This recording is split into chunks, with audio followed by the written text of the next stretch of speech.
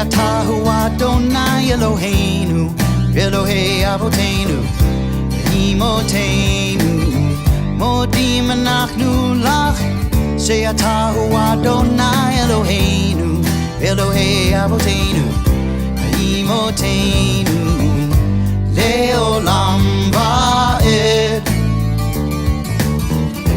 Leolam Va'ed, Leolam Va'ed, Leolam Va'ed.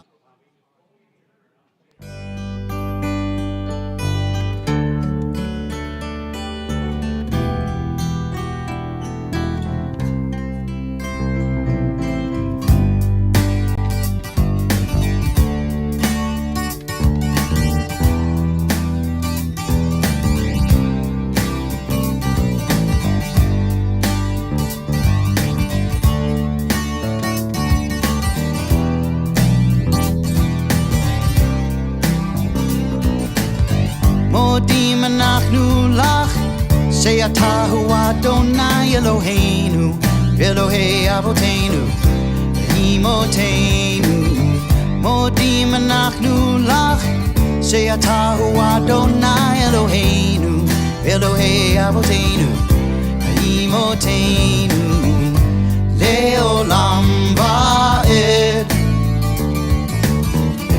Leolam Va'ed, Leolam Va'ed, Leolam Va'ed. Modim Anachnu Lach, Say Atahu Adonai Eloheinu, Elohei Avoteinu, Imoteinu, Modim Anachnu Lach, Say Atahu Adonai Eloheinu, Elohei Avoteinu, Imoteinu. Thankful for our lives, thankful for our souls, thankful for the miracles, wondrous to behold, thankful for the morning, thankful for the afternoon, thankful for the evening, nighttime blessed by you. Leolam Va'ed, forever and ever, Leolam Va'ed, forever and ever, Leolam Va'ed, Leolam Va'ed, forever, Leolam Va'ed, forever, Leolam Va'ed, forever, Leolam Va'ed, forever, Leolam Va'ed, forever, Leolam Va'ed, forever, Leolam Va'ed, forever, Leolam Va'ed, forever, Leolam Va'ed.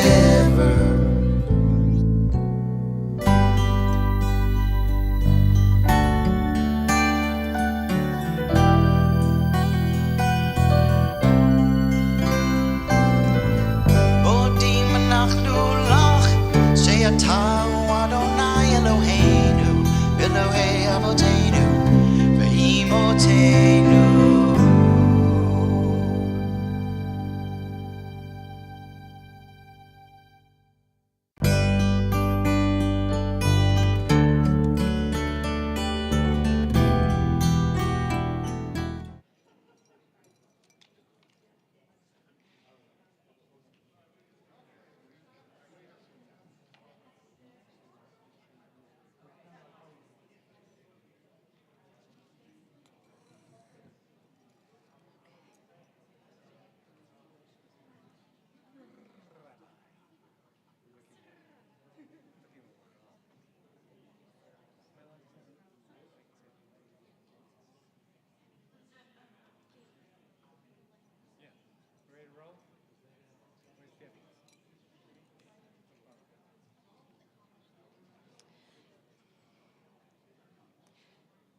Well, Shabbat Shalom, everyone.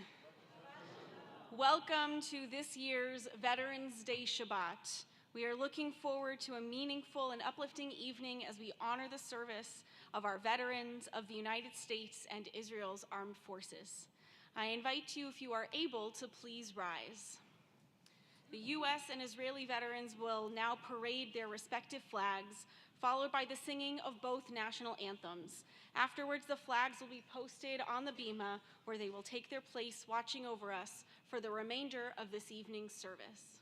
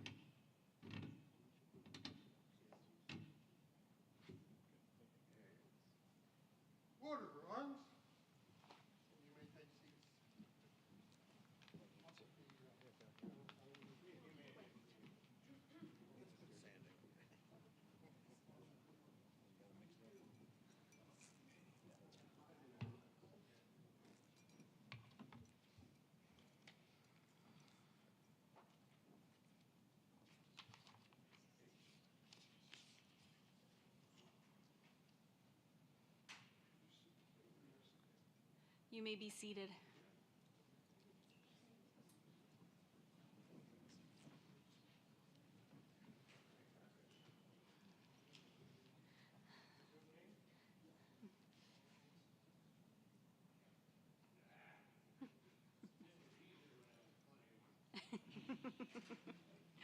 Again, Shabbat Shalom. Tonight we join together to honor the service, dedication, and sacrifice of Jewish veterans and active duty officers here at home and across our country in Israel's defense forces and around the world. To each of our veterans who are here tonight, we are honored by your presence. Thank you, each of you, for your service. Whether you served in America or in Israel, you have helped preserve our freedom as Jews and Americans, something we can never take for granted, especially now. Throughout our Shabbat prayers, we will hear stories of veterans. We will honor the veterans here with us tonight, as well as veterans and our families, those who made the ultimate sacrifice in defense of America and Israel, and all veterans whom we are remembering in spirit. We're also honored to welcome Jackie Jacobs, an incredible leader in the Columbus Jewish community for many years, and we will also be welcoming Mike Edwards on Zoom. We welcome his family who are here in person with us tonight. Our special guests will preview and discuss the documentary The Train Near Magdeburg, about a remarkable true story of U.S. soldiers who unexpectedly liberated over 2,000 Jews who were trapped in abandoned boxcars near Magdeburg. This Veterans Day Shabbat couldn't be more timely. This week we marked 1 month since the beginning of Israel's war against Hamas. We marked Shloshim, 30 days of mourning, for the 1,400 children, young people, adults, and elderly who were brutally and horrifically slaughtered on October 7th, and many more innocent civilians and Israeli soldiers who have died since then. Many of us have family and friends in Israel who are serving in the IDF, who have been called up to reserves, who are volunteering on army bases, or who are living in Israel as civilians trying to continue living their lives. And we are seeing the darkness of anti-Semitism grow every day beyond what many of us have ever experienced in our lifetime, at home and around the world. Yesterday was the 85th anniversary of Kristallnacht, the night of broken glass, yet we are experiencing haunting parallels to it in the here and now. The windows of a Jewish business in London were vandalized and broken this week, along with many other attempts to vandalize and intimidate Jewish spaces.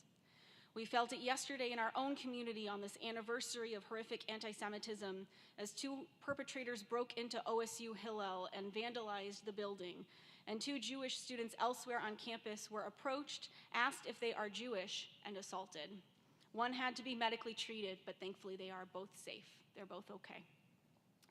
To each of our American and Israeli veterans here tonight, in this moment of great darkness, each of you are our beacons of light. Your service, your stories, your resilience, both while on duty and upon returning home, are models of strength, perseverance, and being light in overwhelming darkness. As we look ahead to Hanukkah in a few weeks, we are reassured that we have Maccabees of our own here today to look to. May your stories inspire us to gather the strength to stand up with pride and support one another in our neighborhoods, on our college campuses, and across the world. May your resilience help us acknowledge our fear but not be paralyzed by it. May your humanity and empathy help us maintain our humanity and empathy. And may the memories of the veterans and our families and other stories of heroes whom we have learned continue to inspire and guide us in these dark days ahead. We will bring light into our Shabbat service now with the lighting of our Shabbat candles, and I'm honored to invite Babette Feibel and Ellie Kaufman to light the candles in honor of their spouses, veterans Jim Feibel and Rolf Kaufman of blessed memory.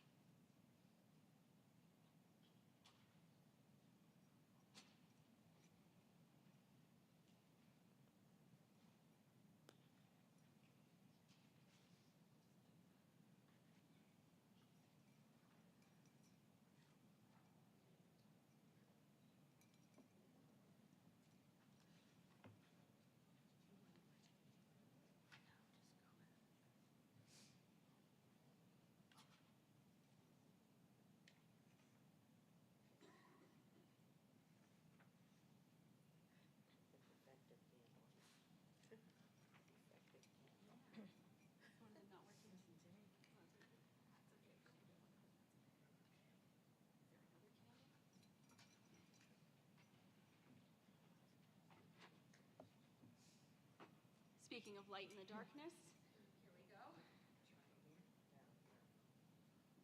Creative problem.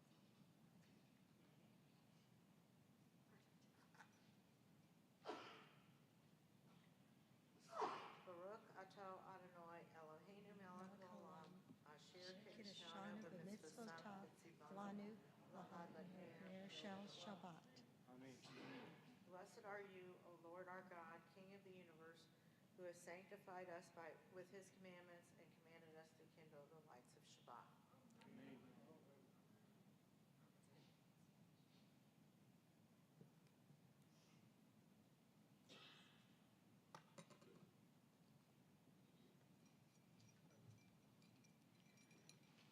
Thank you both. We'll now continue with our call to prayer, our Baruchu. We're on page 28 if you would like to use your prayer books, or up here on the screens. I invite you, if you are able, to please rise.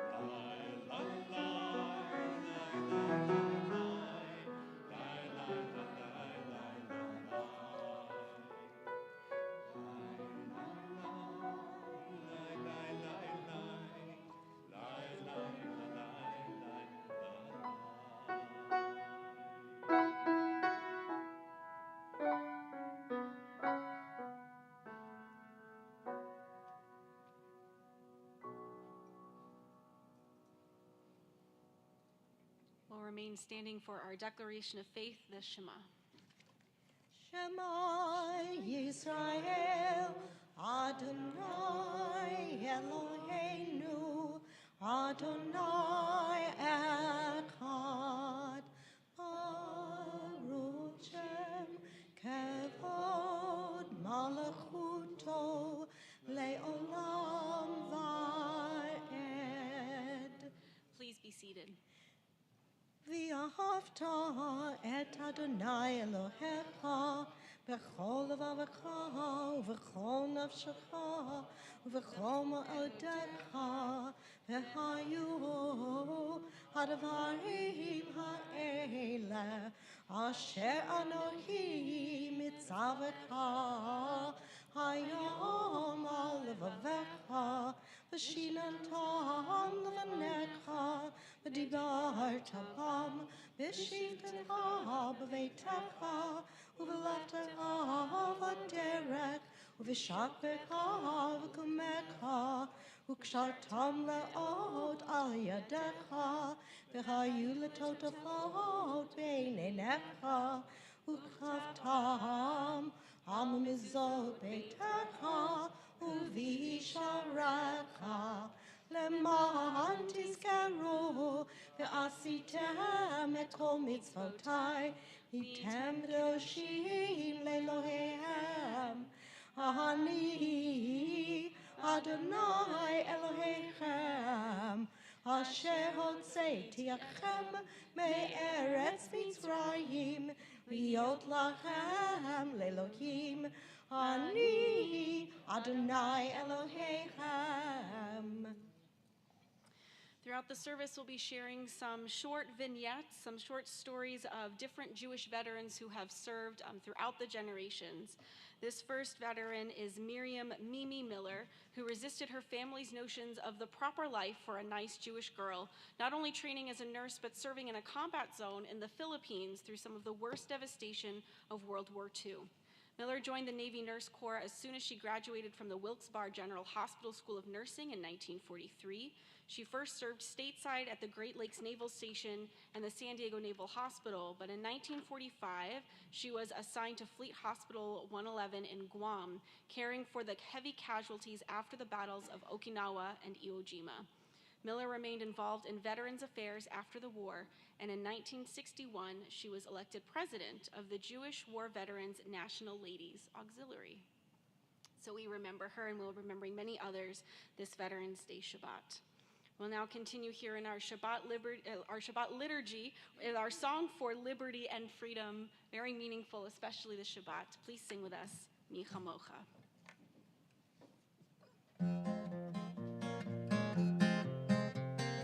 Mi chamocha be'elim Adonai, mi chamocha me'edab HaKodesh, Nora Tehilot, Osef Eleh, Nora Tehilot, Osef Eleh. Yom b'yom bye bye, yom b'yom bye bye, yom bye bye, yom bye bye, yom b'yom bye bye, yom b'yom bye bye, yom b'yom bye bye, yom bye bye, yom bye bye, yom bye bye bye. Adonai Imloch le'olam bye,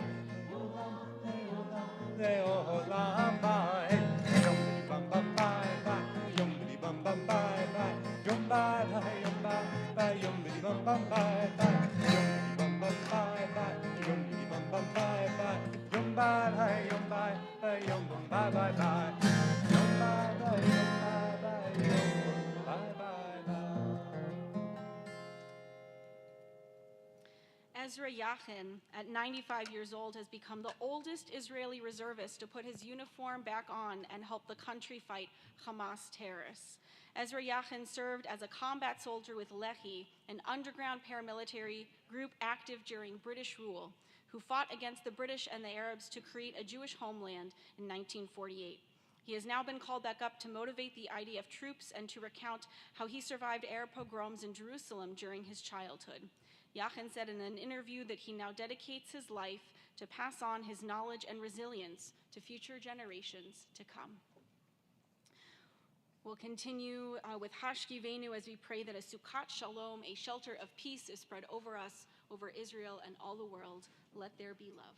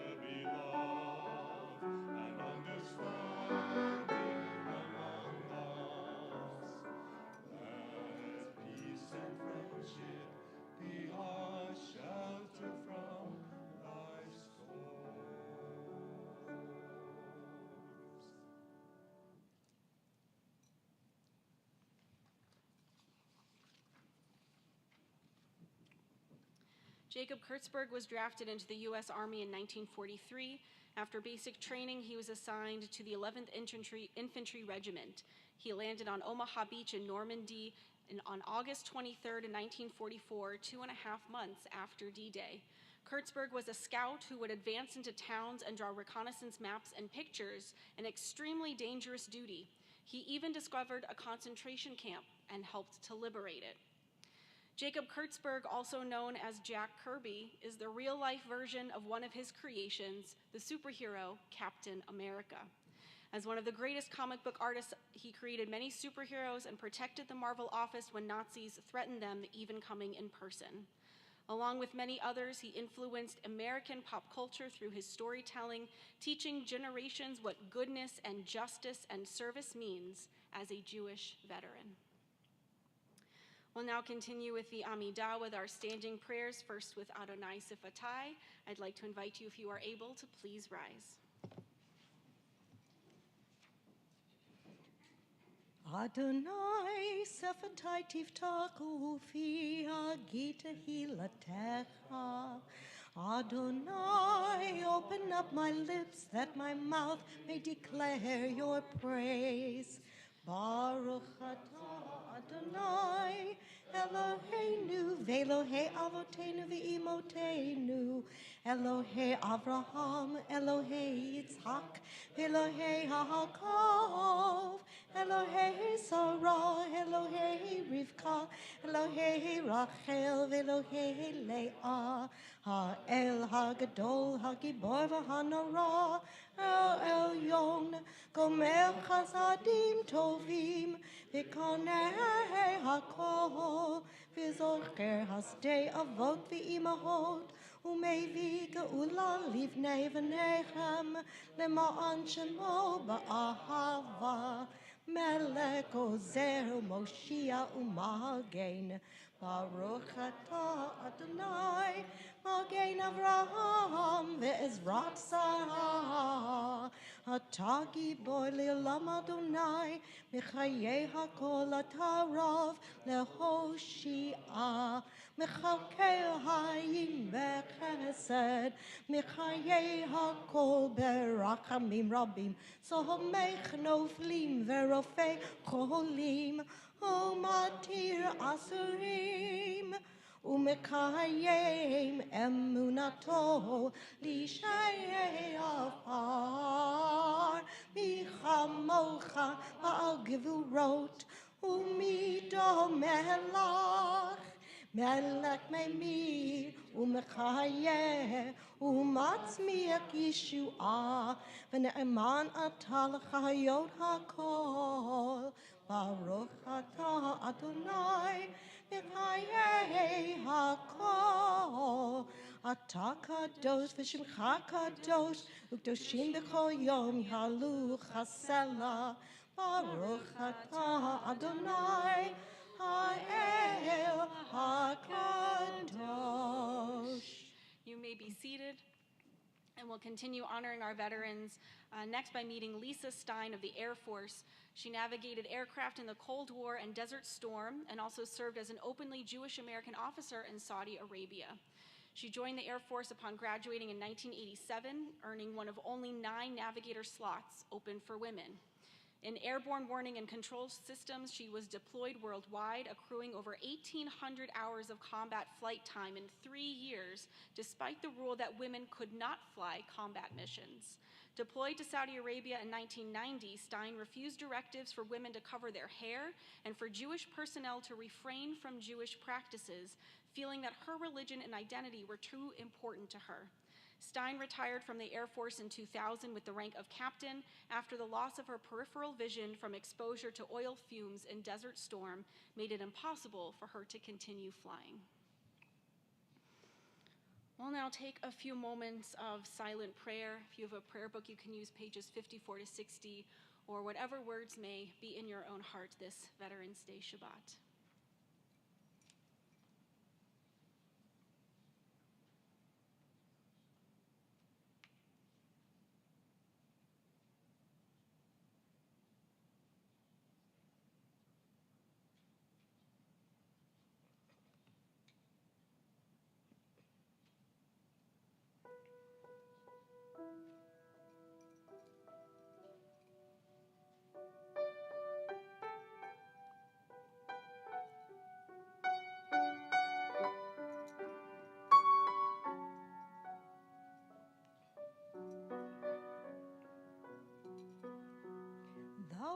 mountain air is clear as wine, and the scent of pines around is carried on the breeze of twilight with bells resounding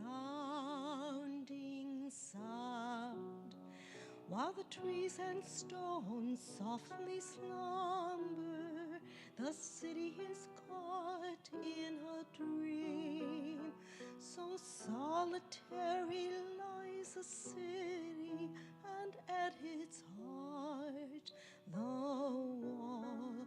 Yerushalayim shel zachrav, v'shel nechashet v'shel halalahu shirayik ani kinor. Yerushalayim shel zachrav, v'shel nechashet v'shel halalahu shirayik ani kinor. We came back to the water wells, to the marketplace and the square. On the Temple Mount within the city, the shofar rings out loud. Within the caverns in the mountains, 1,000 suns will glow. Again we'll go down to the Dead Sea Road that runs through Jericho.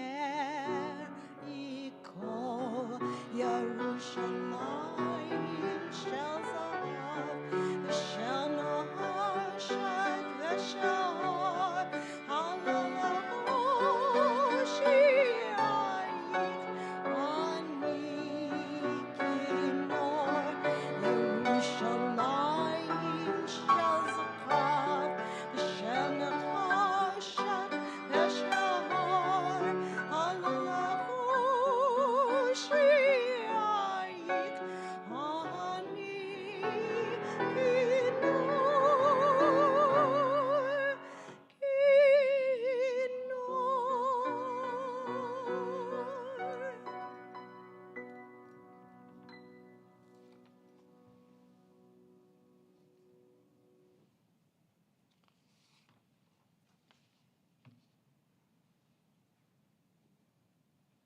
It is now my honor to introduce Jackie Jacobs, who served as the executive director of the Columbus Jewish Foundation from 1990 to 2018, during which time the foundation assets grew by nearly $100 million. Upon his retirement, he began a fake retirement as the foundation's executive director emeritus, where he still works on a part-time basis, and we are also very grateful. He has received Lifetime Achievement Awards from both the Cleveland Jewish Publication Society and Life Care Alliance, as well as honors from the the Israel Leadership Institute, Columbus Torah Academy, Beth Jacobs Synagogue, and Israel Bonds. He remains on the boards of the Columbus Jewish News, several charitable foundations and trusts, and 2 local nonprofits, and the Violence and the Restored Peoples Network. And may I just say, he's also one of the kindest and upstanding and genuine people. We are so grateful to have him as a leader in our community, and it's a true honor to invite him tonight. And he will also be introducing Mike Edwards as well.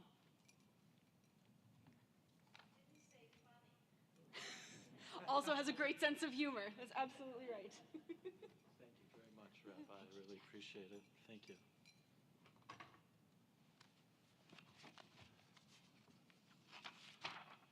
Well, thank you very much for this opportunity. I have really warm memories of Congregation Beth Shalom when it was an unrealistic dream of Rabbi Apotheker and Babette and Jim Feibel and Ben Mandelkorn and Marilyn and Roger Friedman and the Weiler family and the Bronsteins and so many other visionaries. I knew that the vision it truly had legs when the members of the Lancaster, Ohio synagogue, B'nai Israel, said that their Jewish community no longer had enough young Jewish people to be sustainable. And so they donated the Eternal Light and bema fixtures that remain here to this synagogue. And I want to thank the following people for honoring our war vets tonight. Particularly, Rabbi, thank you so much, and Becca Foskal and Cantor Gail Rose, and Bobby Kovitz, our executive director, and Commander Steve Seeskin, the Jewish War Vets commander. Thank you so much to all of you. 53 years ago, in 1970, the following letter appeared in the Cleveland Jewish News, and it was written by a lady named Eileen Muskal, M-U-S-K-A-L. And she said, back then, for 25 years, which would bring it back to 1945 or so, she said, "I've been waiting for an opportunity to thank the U.S. Army of World War II for all those who freed people from Nazi hands. As I look back over the past 25 years, I remember the group of 2,000 of which I was a part, what we must have looked like after we were out of Bergen-Belsen concentration camp. I must say that the soldiers that freed us were like angels from heaven. With devotion, they took kind care of us. They worked hard in their own fine way to save our lives. They placed us in the nicest looking houses in the area in order to make us comfortable. They prepared special meals that were required for us because of our weak and sick conditions. In short, the U.S. Army pulled us back from the edge of the grave. They did all they could do to build up our spirits and health, which were damaged by the Nazis. Never, ever have I met any place with such devoted human kindness. Their humility led us back to our right to life as any other human being on earth. They did no crime against the law of mankind. We were freed by the U.S. Army on April 13, 1945. And when they left, we were all sorry that they hadn't given us a chance to thank them for all their kindness. So now let me at least say thank you very much to our veterans. Thank you, thank you, thank you. But actually, the letter's a little confusing because she was liberated from Bergen-Belsen by American soldiers. That's not the way it was. My mother was in Bergen-Belsen, so I know that they were liberated by the British soldiers.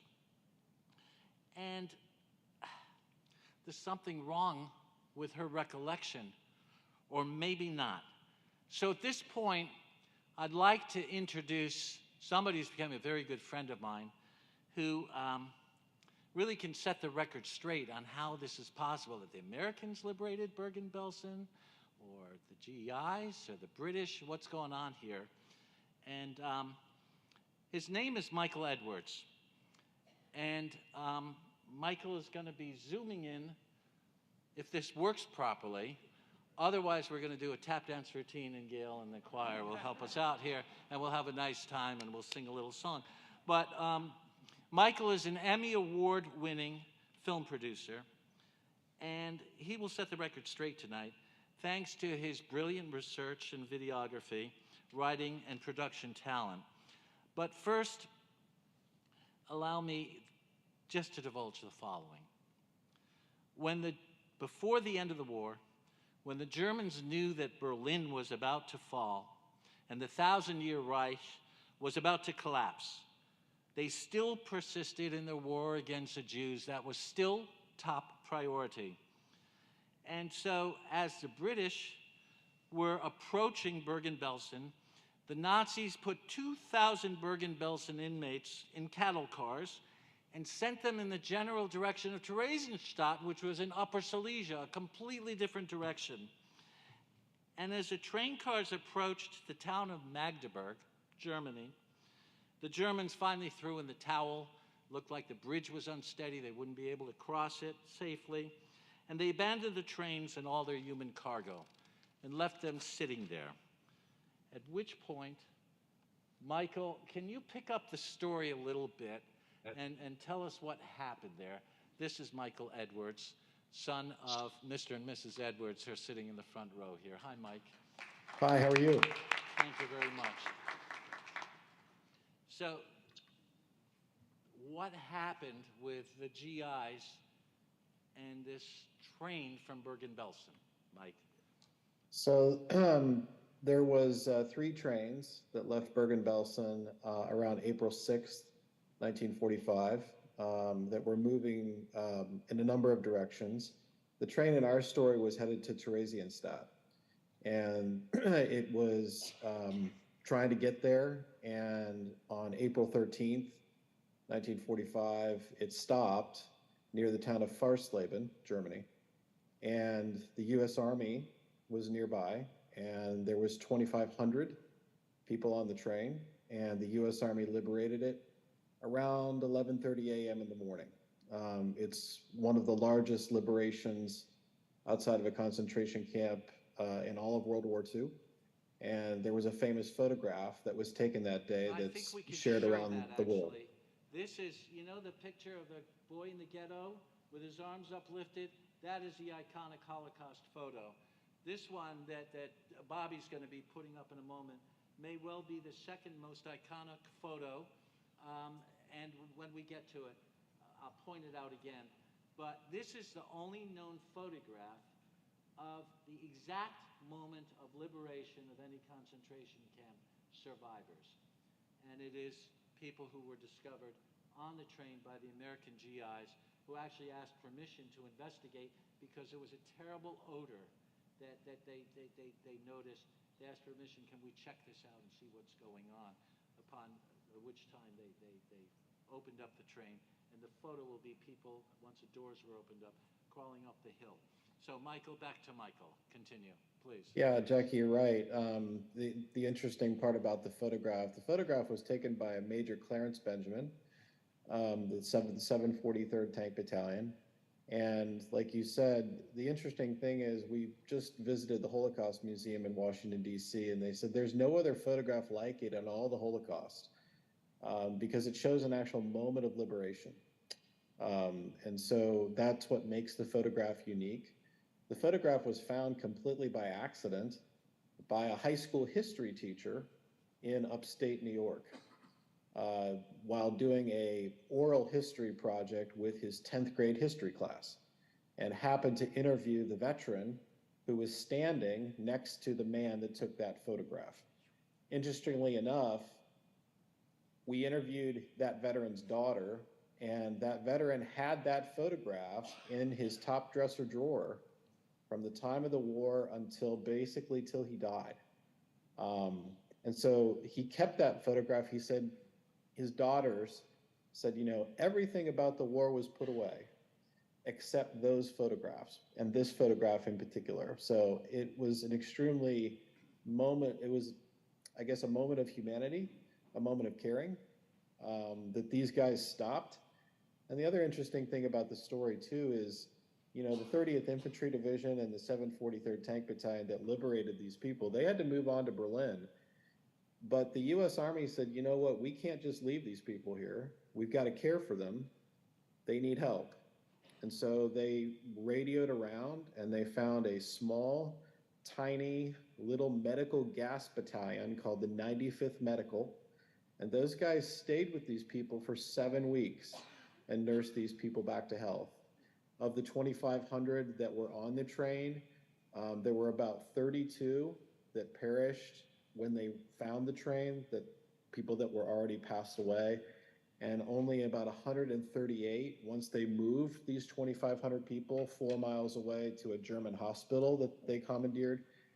So there are probably tens of thousands of people alive today because of what that single act of kindness. Okay, go back to this fellow who, the school teacher, his name was Matt Rozelle. Mm-hmm. And Matt stumbles upon, just at the end of an interview with one of his students' grandfathers, discovers almost by accident about the photo that was hidden away, and he posts it somewhere. And then what happened? Where did he post it, and how did it see the light of day? So Matt's 10th grade history class decided, and this was kind of at the beginning of when the internet basically came onto the scene. So they had created a small web page that was hosted on their school's server, where they would be posting these interviews that these students would be doing with these veterans. And like Jackie said, Matt did an interview with the man that was standing next to Major Clarence Benjamin. What's interesting about the story is 4 years passes from the time that the photos get posted onto this little insignificant class website in Hudson Falls, New York. And 4 years later, Matt one day in the fall is giving an exam to his 10th graders. And he starts the exam and walks over to his desk and opens his email. And in the top portion of his email inbox, there's an email from a woman named Lexi Keston. And the email says, "Dear Mr. Roselle, my name is Lexi Keston. I'm from Australia. Where did you get those photographs? Because I was 9 years old and I was on that train. Those photographs are the day that I was reborn."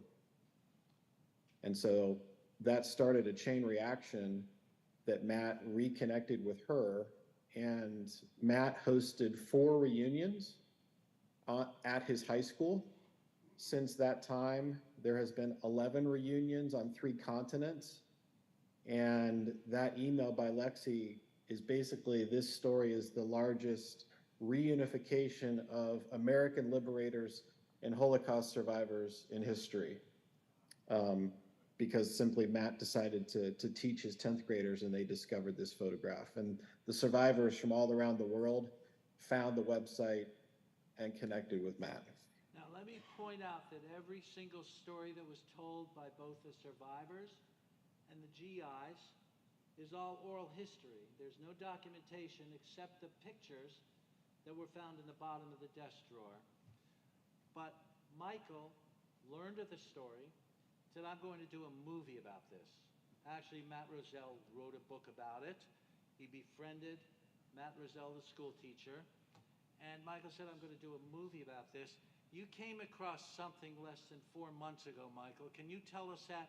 And then we're going to show it to you. It'll take about 3 minutes, okay? Sure, absolutely.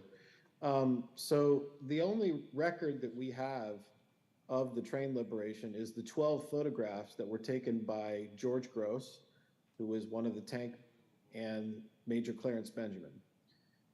Those are the only things that have existed.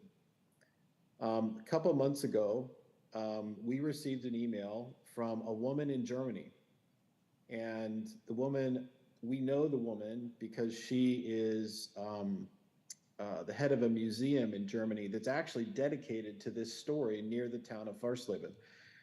She happened to be watching TV one night and was watching a documentary, and she saw a piece of footage that matched one of the photographs exactly. And she about fell off her chair. And she was able to reach out to the German filmmaker and said, "Where did you get this footage?" And the German filmmaker said, "Well, I got it from the National Archives in the United States of America in College Park, Maryland." And she said, "Can I get the number or the way that you look things up, how you found this?" And he wasn't doing a film on our story. He just happened to be, getting footage from the archives. And so I got the number, I put it in the National Archives lookup search window, and it said freed Jews near the Elbe River, April, I think, 15th, 1945. And I literally almost fell off my chair because the U.S. Army Signal Corps happened to film the aftermath of this liberation. And so now we have, which you'll see here, this footage was discovered and it made international news all around the world. Bobby, And it corroborates, interestingly, it corroborates a lot of what the testimony that we have from the survivors. So you can take a look at it. But the interesting thing is the filmmaker only used about an 8-second clip in his film. And when I got this film reel from the archives, it's almost 4 minutes there's other things on the reel later on, but there's about 4 minutes of footage of the story, which is remarkable. It's a miracle.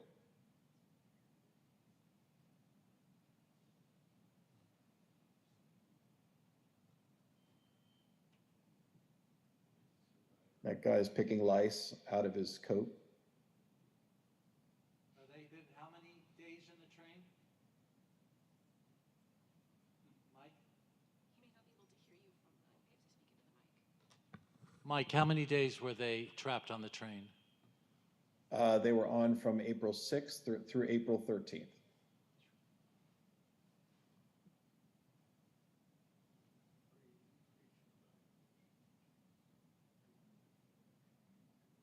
A lot of these people were suffering from typhus. There was a massive typhus outbreak. The USGIs described these people were like walking skeletons. That's the photograph. That's the shot that matches one of the photos right there. The train was almost 50 cars long.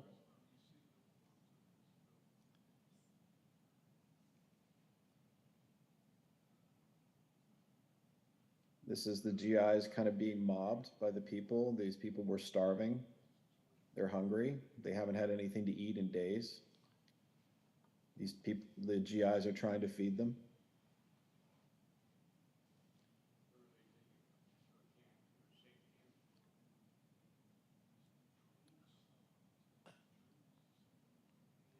Trying to pass out food.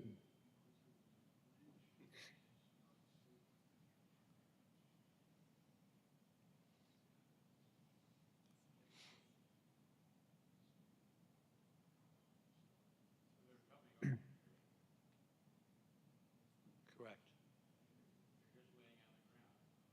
We just recently spoke to the rabbi, the chief rabbi who was on the train.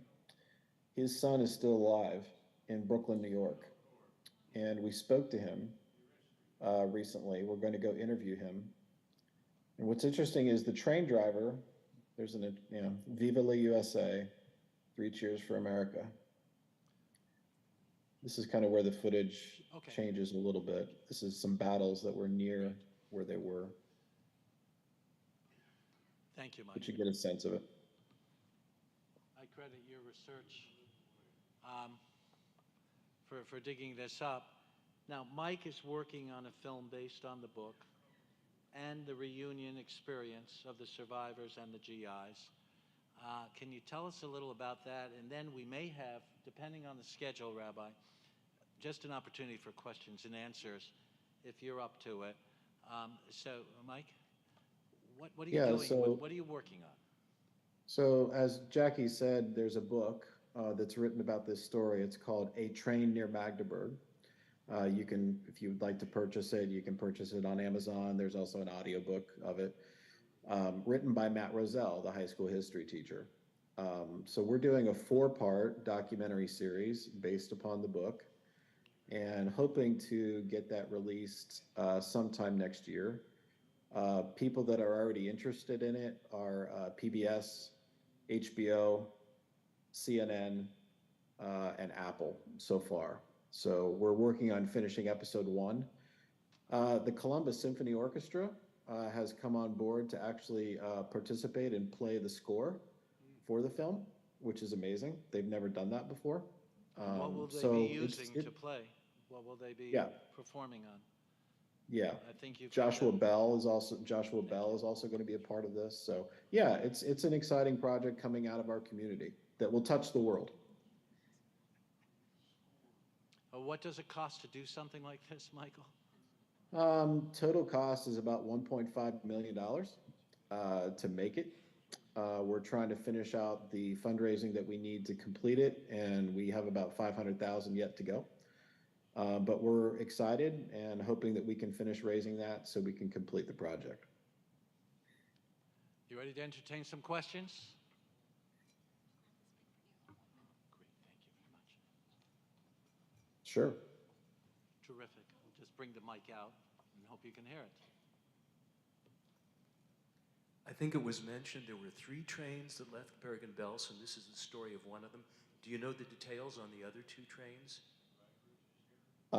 The other one was liberated by the Russians, and the third one we don't know much about. So this is, of the 3, this is the one that's the most documented.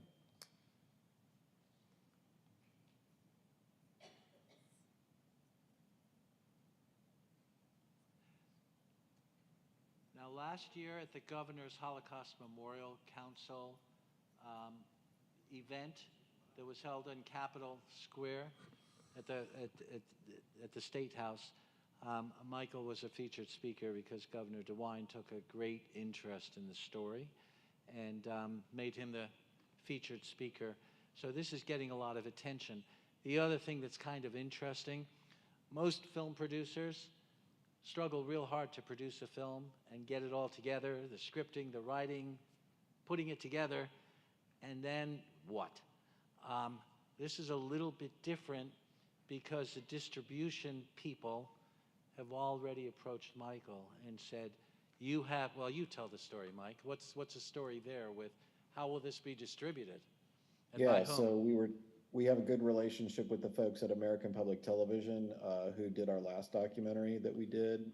This one is going to be distributed by ITV Studios out of London.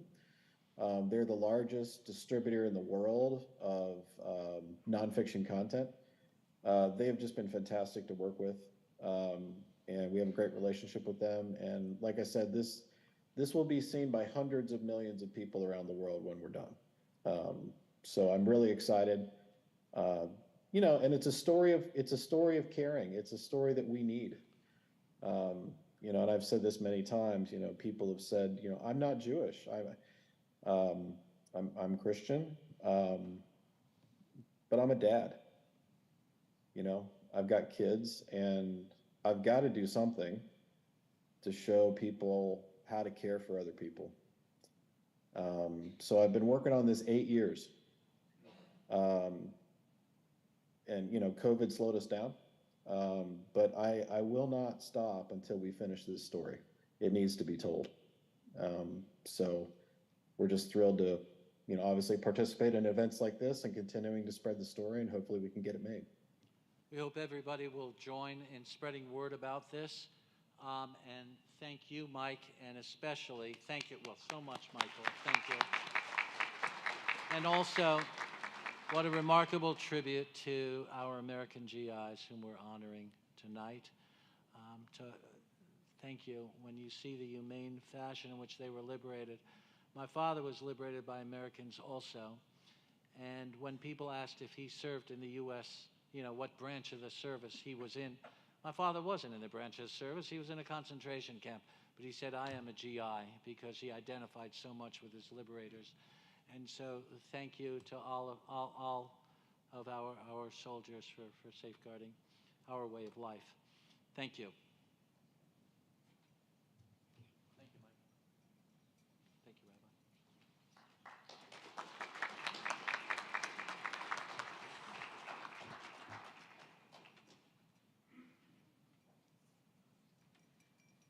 Thank you so much again, Jackie. Thank you, Mike. If you are still watching, which you are welcome to keep watching from Zoom, we are so thrilled that you could join us virtually, and we wish you the best of luck in continuing to produce the film, and hopefully it's something that we can bring to our community as well once it's made. We're going to continue kind of soaking that in with May the Memory.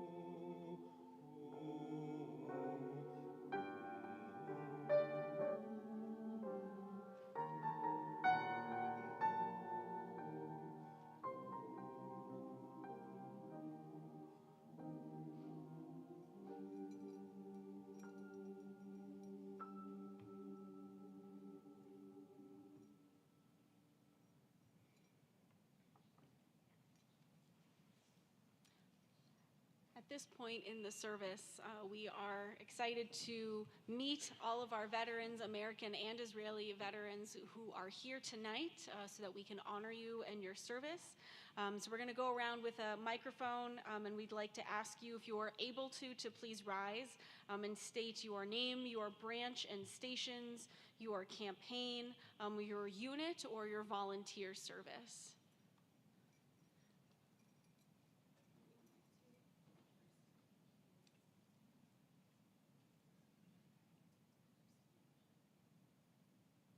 I guess I have the privilege of starting this off. I'm going to pass it to you, Gino, next. I'm Steve Seaskun, United States Navy. I was a petty officer first class, and that was during the Vietnam War and following into the Cold War with the Soviet Union. So I was on board an amphibious assault ship and mostly the Atlantic Fleet and into the Mediterranean. Gino. Thank you, Steve. I'm Gino's ship, and I was on the ship Whitehall carrying munitions to Vietnam from Philippines and from Japan. And I was glad it was over and glad to get home.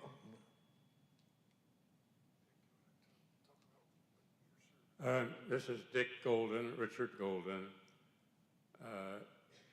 I went down with 5 other classmates from Cleveland Heights High School down to the Federal Building in Cleveland to enlist. Hitler killed himself the 30th of April 1945, and I was a senior in high school. And they let us wait. The war ended in Japan 6 months later, I think. It was a tough time. And thank you.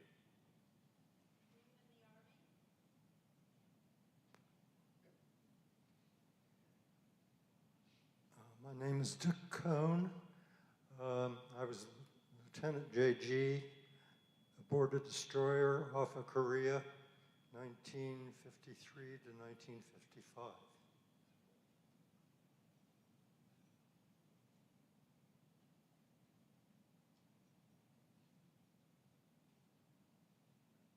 I'm Jerry Lazarowitz. I was in the Army Reserves and as a tanker in 1969, and then I stayed in reserves until 72, and then I switched services and went into the Air Force and became a captain working in with a unit called the 3320th Retraining Group, working with court-martialed airmen at Lowry Air Base in Denver for 3 years. My name is David Stein. I served with the Army from 1967 to 2006. I served in general hospitals, dental battalions, mobile hospitals. My last assignment was as commander for combat medic training for the Midwest. Been in Germany, Colombia, Panama, a few other places. Am I the last one? There's still a few more back here, I think. I'm just going to come back here. Victor Mosley, currently serving Ohio National Guard with the 2nd Battalion of the 174th Air Defense Artillery. So I'm a radar operator.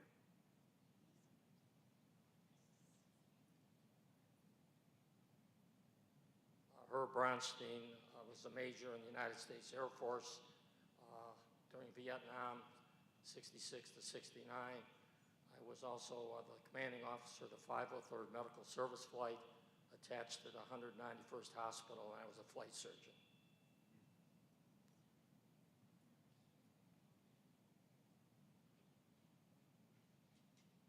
Israeli vets who want to share their service over here? Avi Gabay, 1990, Israeli Defense Forces, 1990 to 1993, combat engineering.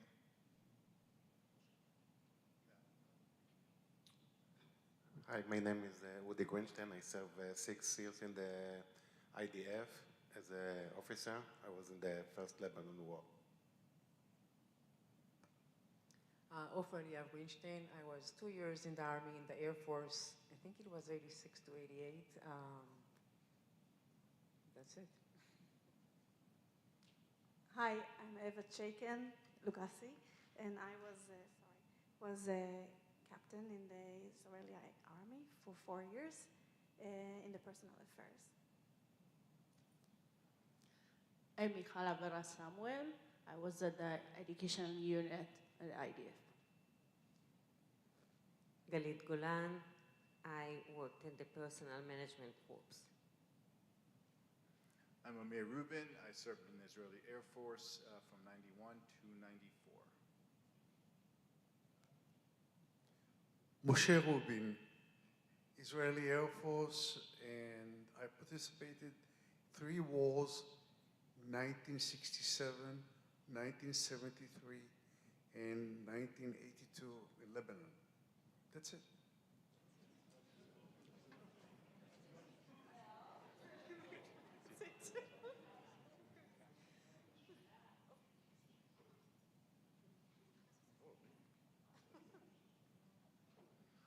Herb Graff served with the Army from 1961 to 1963, the Military Police School at Fort Gordon, Georgia.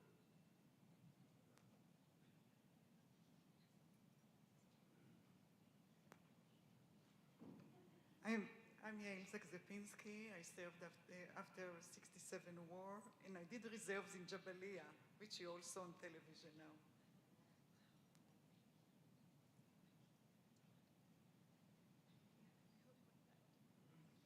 Todd Goldman. I was in the United States Air Force. I was a firefighter medic during Desert Storm and during Freedom.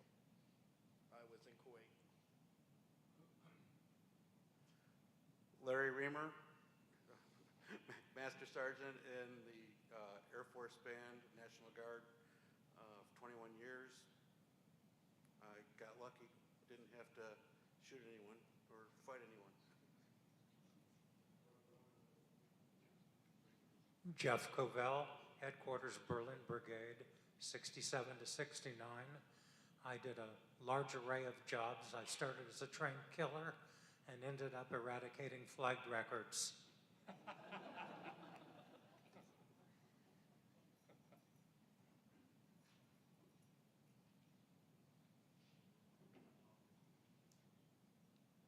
Alex Dubin. I was in the Public Health Service for 1969 to 72, and luckily I did not have to go to Vietnam, but I did have some other duties like on the ocean a couple of times, and anyway, it was an interesting experience. Dan Lang. My father was in the Signal Corps in the First World War. I joined the Army in 1958, the Army Reserve. I got out in 1964. During that period, there was a crisis in Berlin and blockade, etc. And fortunately, I stayed in the United States. I didn't have to go over there. Thank you.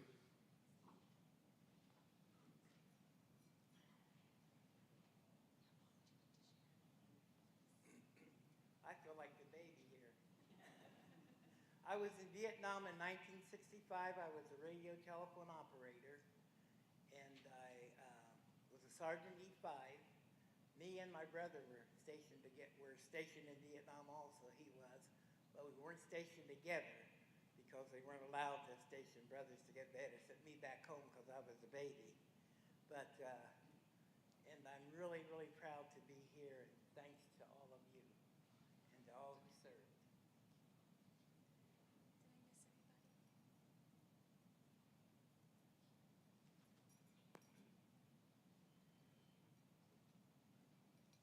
Thank you all so much. We are so honored to have all of you in our presence here this evening.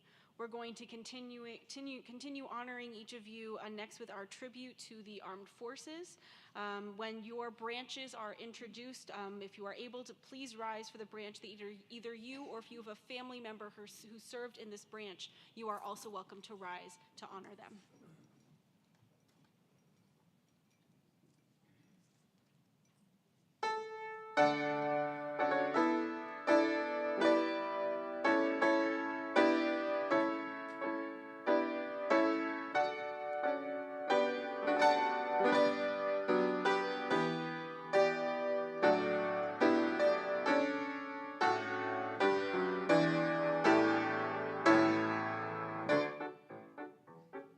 Army!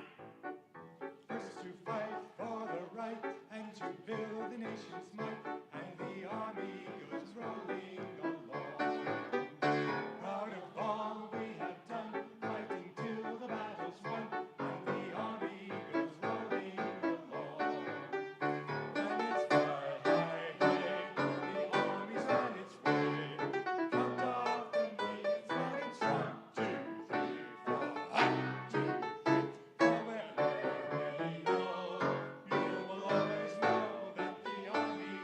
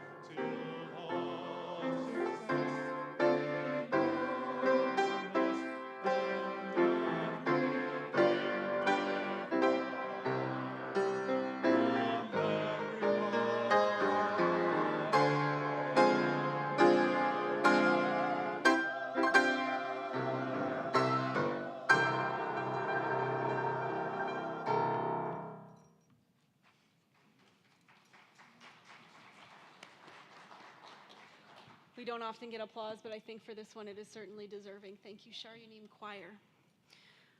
For our final vignette of the evening, we now turn towards honoring Israel and the Israel Defense Forces.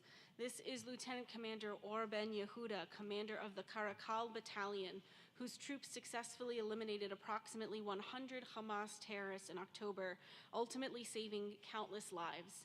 Heroism appears to be a family tradition, as her mother earned a military commendation 50 years ago for defending Israel in the Yom Kippur War.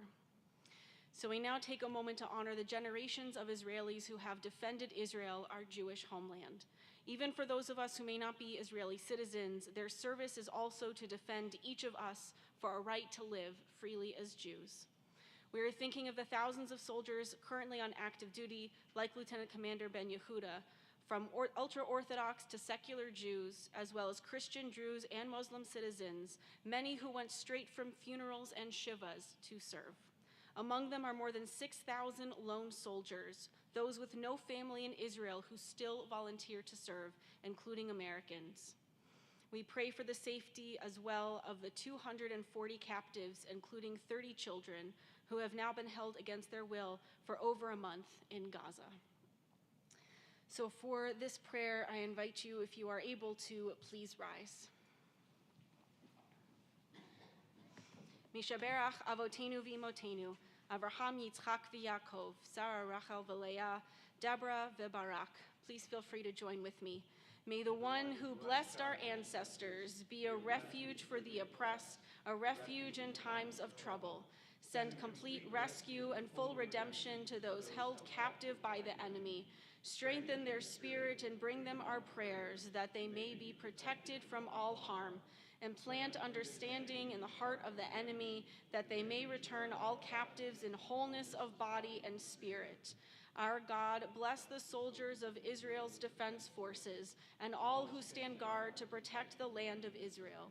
Give them strength against our enemies and strengthen their spirit to preserve their highest values in this time of trial, and that they may secure freedom for the captives without loss of life. Grant courage of heart to all the children of Abraham, Sarah, and Hagar to release bonds of captivity and allow us all to live in freedom, as it is said, "They will call upon me, and I will answer them. I will be with them in distress. I will rescue them and honor them." Amen. You may be seated, and thank you to each of our Israeli veterans here for your service. We'll continue to hold those captives in our hearts, along with all those who are in need of healing as we turn to our Misha Berach prayer. We are also thinking of the Jewish OSU students who were injured last night and pray for their recovery. In our community, we are also sending healing prayers to Lori Barr, Sarah Bates, Margie Block, John Bratta, Neil Karen, Ann Clark, Bruce Cohen, Mia Cooley, Ella Dubrow, Michael Ellard, Carolyn Goldmark, Beth Jasolowitz, Gisela Canast, Dan Lang, Bruce Meislish, Minna Melton, Phyllis Miles, Lisa Pena, Ian Phillips, Rashi Prostowski, Stanley Radin, Jessica Rathkopf, Steve Rubenstein, Pam Shear, Rolf Sauer, Ozzie Zimmer, Shelley Zimmerman, and any names that you would like to add for healing at this time, you're welcome to do so.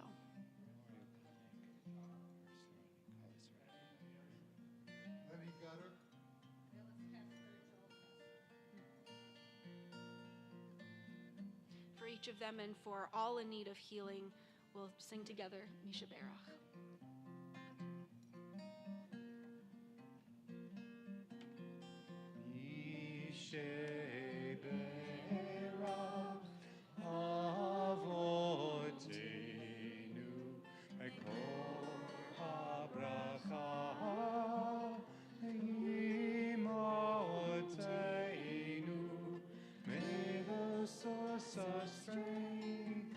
Who bless the ones before us, help us find the courage to make our lives a blessing, and let us say, Amen.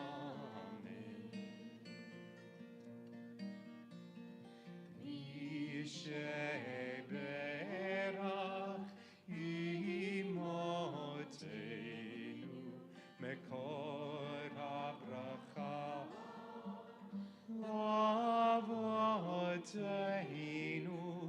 bless those in need of healing with refuah shelema, a renewal of body, a renewal of spirit, and let us say, Amen. And let us say, Amen.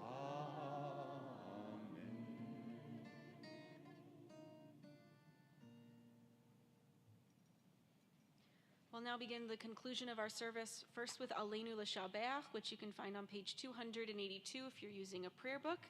And I invite you once again, if you are able, to please rise. Aleinu l'shabeach l'adon hakol, l'tekeru la liyotzei breishi, shalo asoniku ye ha'aratzot, velo zchamonu k'mishpachot ha'adama, shalo savchelkenu kahem, v'agor aleinu k'chol hamonam, v'anachnu korim. ומשתחווים ומודים לפני מלך מלכי המלכים הקדוש ברוך הוא ביום ההוא יהיה אדוני אחד ושמו אחד.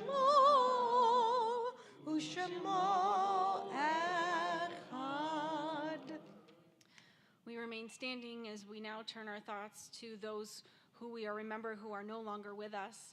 We'll do Shloshim and Kaddish, and then afterwards we'll have an opportunity to name the veterans whom we are remembering and also hear taps.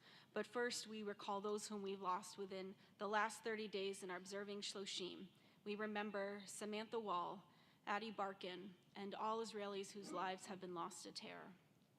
We also recall those whom we lost at this season in years past and are observing Yartzeit. We remember Ronald Benjamin, Doris Bonfield, Mary Brightman, Ella Serrani, Santa Dutchman, Walter Deutsch, David Dobris, Christine Gardner, Reuben Halperin, Paul Carestis, Eva Moss, Dr. Edwin Perlman, Herman Rogovin, Ernst Joseph Rothschild, Robert Schubach, Gitlia Scheingoltz, Kurt Spiegler, Andrea Tuber, Hilda Waltman, Roland Weeks, and Mark Weisbaum. I want to ask if there is anyone else whom you're remembering tonight who you'd like to add.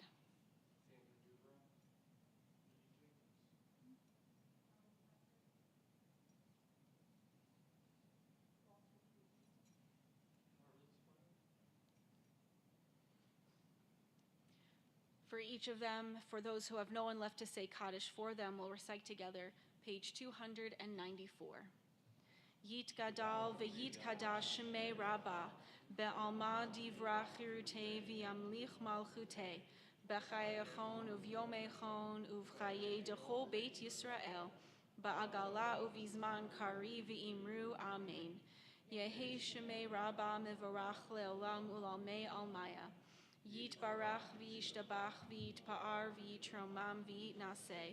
V'yit hadar v'yit alev v'yit halal shemei dekudasha barichu. Le'ela min kol birchata v'shirata. Tush bechata v'nechamata. Da'amiran be'alma v'imru amen. Yehi shlama rabba min shemaya. V'chayim alenu ve'al kol Yisrael v'imru amen. Oseh shalom b'mromav.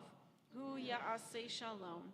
Alenu ve'al kol Yisrael v'imru amen. May the one who creates harmony on high bring peace to us, to Israel, to all the world, and let us say together, amen.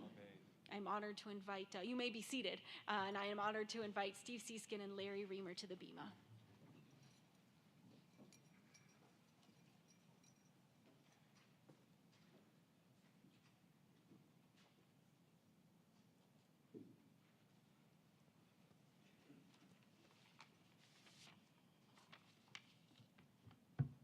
Thank you, Rabbi. Preparatory to the solemn rendering of taps, I want to recall community veterans of blessed memory who have passed on since last year's Veterans Day. Marvin Pate Jr. of Temple Beth Shalom. Dr. Samuel Herman Ozipow of the Jewish War Veterans Local Post. Saul Laub, the Commander Emeritus of the Jewish War Veterans Local Post. In a few moments, Rabbi Lynette Goldman and my co-event co-chair, Gail Rose, will mingle amongst the congregation with traveling microphones, giving you the opportunity to say out loud your family veterans' names of blessed memory. I will start this process by paying respects to my father, Charles Seeskin, U.S. Marines, World War II. My father was awarded the Purple Heart due to several combat shrapnel wounds, rendering him unfit to continue military service. He also earning him a lifetime partial disability. My brother, Daniel Seeskin, U.S. Army, Vietnam War. My uncle, Philip Seeskin, U.S. Navy, World War II.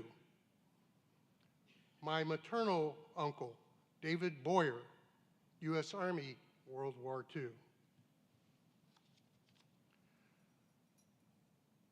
Please raise your hand as a signal you want to recall to memory your deceased veteran family members. We will start by calling on Temple Beth Shalom's beloved Rabbi Emeritus, Howard Apotheker. Thanks. I can take the privilege of saying one thing. Sometimes the liturgy of the synagogue jumps out at you. And in one of the prayers we just say regularly, Somech noflim v'rofei cholim u'matir asurim. And those who hear the word matir asurim here and know what it means, to free the captive. To free the captive. So those people who are suspended between the unknown and the known, a special kind of call out to all of our Israeli families here who have friends or neighbors, those who have died, but also those who are in a terrible suspended animation. And we pray for Matir Asurim on their behalf. My brother, Louis Kelly Apotheker, served during the Vietnam period, and my father, Benson Apotheker, who served in ETO Europe during World War II in France. My brother, Alfred Tanner, Vietnam, 65. My uncle, Dean Ashton, Vietnam, for many years. Don't know, but many years. My brother, Harry Cohn Jr., served in the U.S. Navy during World War II. My father, Walter Bugenstein, served in the U.S. Army in World War II. My husband, Dr. Charles Hirsch, served in the United States Air Force from 1961 to 1963 during the Cuban Missile Crisis. I was there too. My father, Robert Jacobson, served in World War II, and his sister, Yela Jacobson. I'd like to recognize my great uncle, Louis Roberts, who died in action as a belly gunner and a bomber over the Eastern Front during World War II. And remember reading all the letters that he used to write back to my grandmother about his, how many planes he took down. So he was always proud of that. I'd like to recognize my father and his two brothers. That's Isidore, Sam, and Milton Birnbaum, who all three served during World War II in the Army. I'd like to recognize my father and my uncles. Philip Goldman's my father. He served in Korea. He was an Army. He served in the Army during Korean War. And my uncle, Leonard Goldman, was in the Army also. I'm not sure what war he was in. And then my uncle, Louis, was in the Air Force, also a Goldman. And my other uncle, Herman Goldman, he served in the Navy during World War II. Remembering my father, Elliot Covell, who was military intelligence during World War II and was a code breaker, and my brother, Terry Covell, who was a highly decorated company commander in combat in Vietnam. I'd like to remember my father, Selwyn Charles Jackson, served Lieutenant Colonel in World War II. My grandfather, Nathan Silverman, World War II. Remembering my father, Milton J. Jacobson, a paratrooper in World War II. Remembering my grandpa, John Gurney Dorr, who was U.S. Navy World War II, and my uncle, James Dorr, who was also Navy. I'm remembering my father, Burton Schildhouse, who was in the Army during World War II, and my uncle, Larry Schaefer, also serving in the Army. I'd like to recognize my grandfather, Ethan Stang, serving World War II, Pacific Theater, and my other grandfather, Ken Goldman, Army Manhattan Project. I'd like to remember my father, Henry Dreyfus, who served in World War II, and he served in World War II after coming to this country from Germany. I'd like to remember my father, Joseph Wolpert, who served in the Navy, my cousins, Milton Wolpert and Melvin Wolpert, who served in the Army, and my aunt, Harriet Cotton, who served in the Marines. I'd like to recognize my two uncles, Leonard Bronstein and Lou Berman, both served in World War II. My father, Hy Mandelbaum, who served in the U.S. Army, World War II. My father, Gordon Flegel, a Major Air Corps. I think there was the Army Air Corps then, wasn't it? In the early 40s. Good memory, thank you. My father-in-law, Joseph Ruggiero, served in the Coast Guard. My uncle, Louis Cohn, who served under Patton in World War II. My father, Morris Glazer, who served in the period after World War II, and excuse me, David's father, Jack Stein, who served in the Pacific.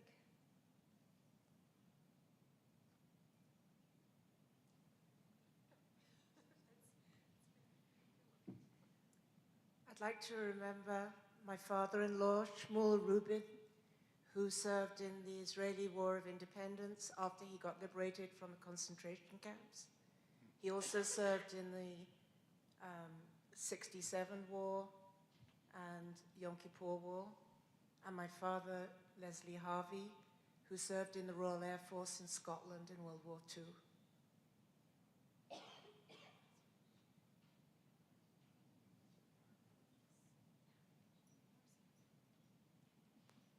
Out two cousins of mine who served in World War II. My cousin Harold Janowski was a Marine. He was on the first wave that landed on Iwo Jima. His younger brother, who was too young to serve in the Army, served in the United States Coast Guard during World War II. Arnold Janowski. I'd like to remember my grandfather, Lewis Garfield, who was too short to serve in the U.S. Army, but smart enough to go AWOL from the Tsar's Army and come here.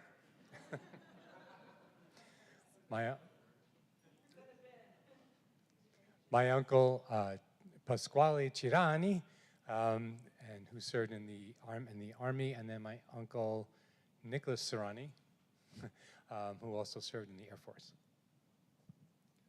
I'd like to remember my father, Saul Blank, who served in the Army Air Corps in World War II.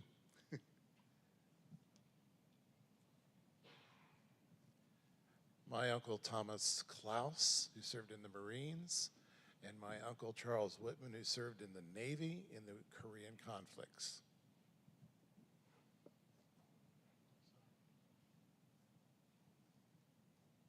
I'm remembering my uncle Leo Kessler, who served in the Army in Europe, and I remember hearing stories that he was liberated one of the camps. remembering my father, Bernie Frank, who was in the Navy during World War II. I'm remembering my father, Leo Weinberg, who served in Pearl Harbor after it was bombed.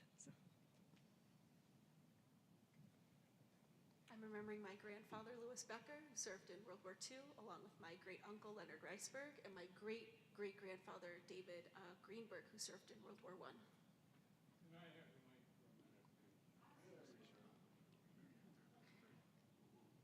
I want to honor the memory of my cousin, Richard Dickey Grosshandler from Zanesville, Ohio, was with Special Forces in Vietnam. And we don't want to say any more. You know what that entailed. Thank you. He should rest in peace. All I can say is, wow. We stand in testimony against the common anti-Semitic slur that Jews don't serve.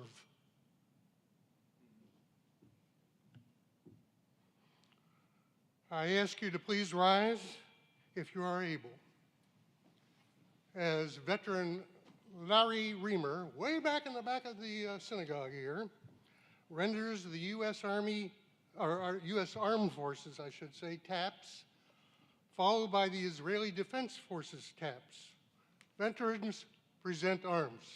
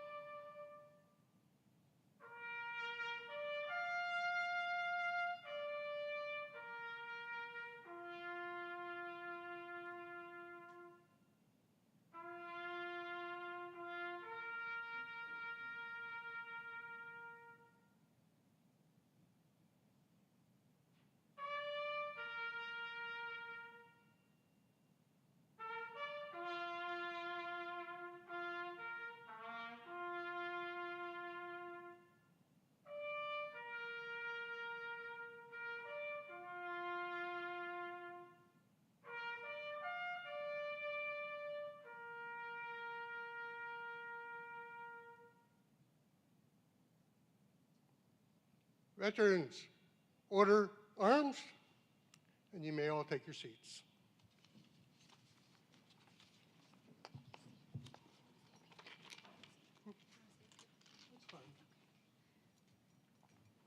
Thank you all so much. That was so moving. We'll now continue with some announcements, and I'm happy to invite up President of our congregation, Evan Dubrow. Welcome to the Bema.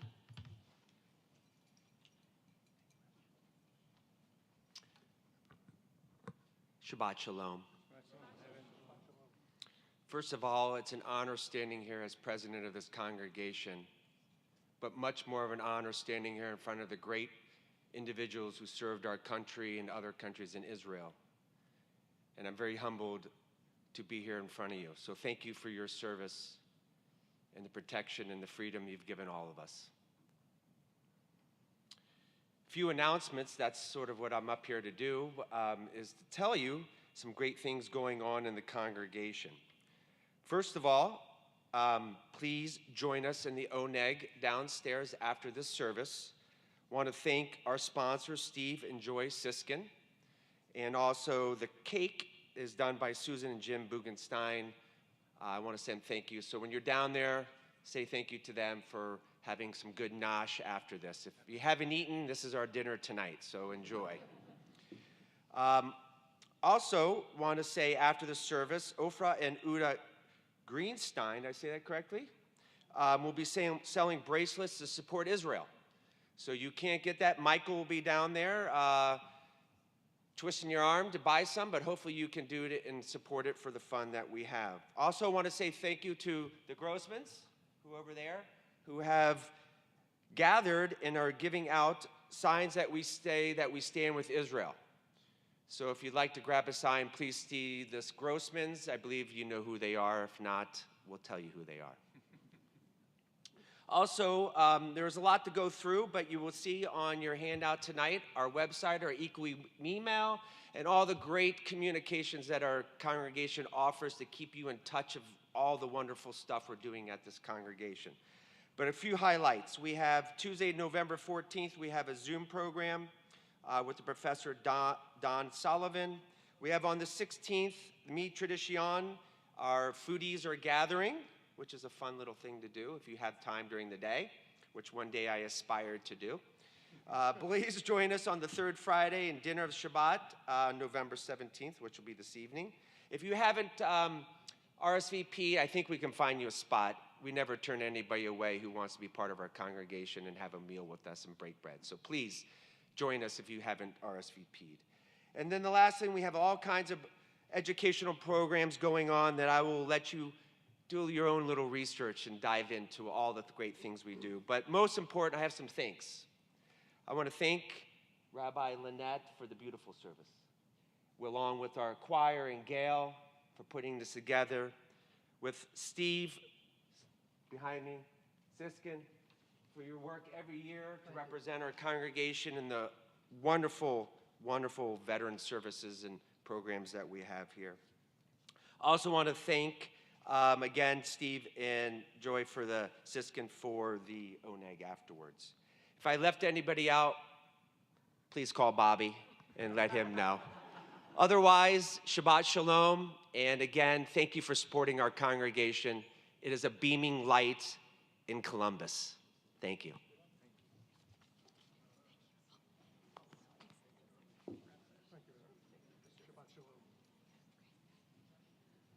We'll now continue with Kiddush and Motzi. I'd like to invite Steve to lead us in these blessings.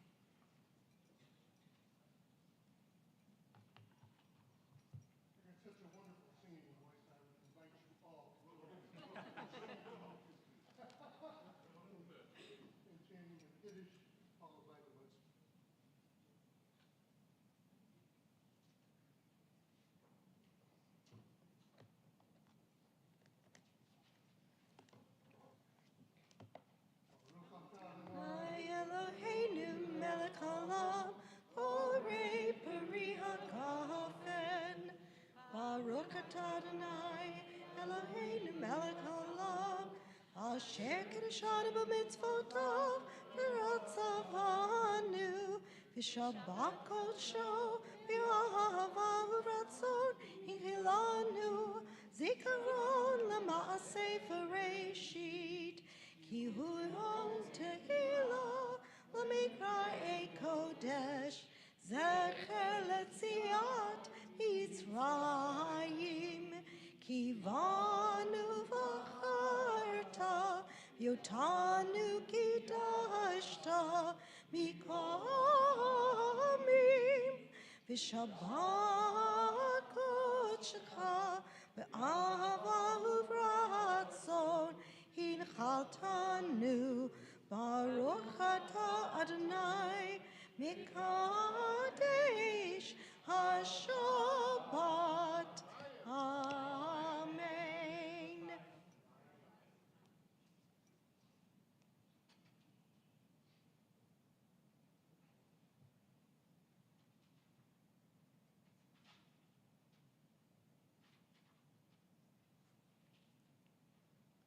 Baruch atah Adonai, Eloheinu melech haolam, hamotzi lecha ha'aretz. Amen. Veterans, we have bags up here for you. So after the service, please come up. We also have some wine for you. Please take a bag. You're going to like one particular item in it a lot. Thank you, Steve. Thank you for all your hard work in putting this very special and meaningful evening together. Yes, thank you, Gail. Thank you to our wonderful Sharing Choir. Thank you, Jackie. We are so thrilled. What a meaningful service. We're going to close together with God Bless America.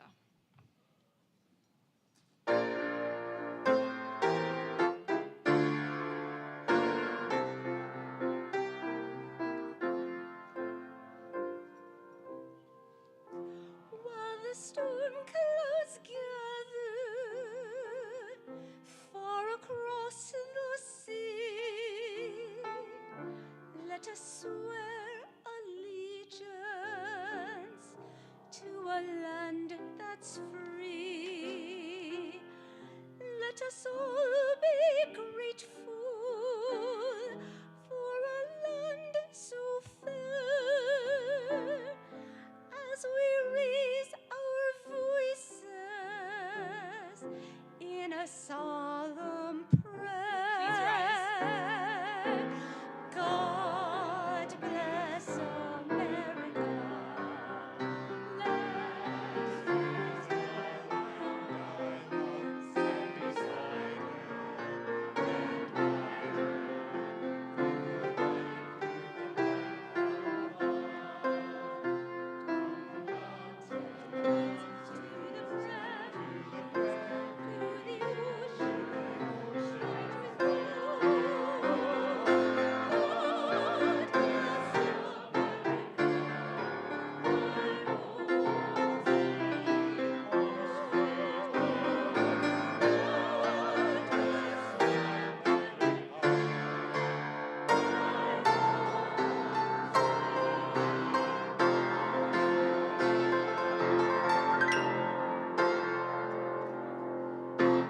Shabbat Shalom concludes our service.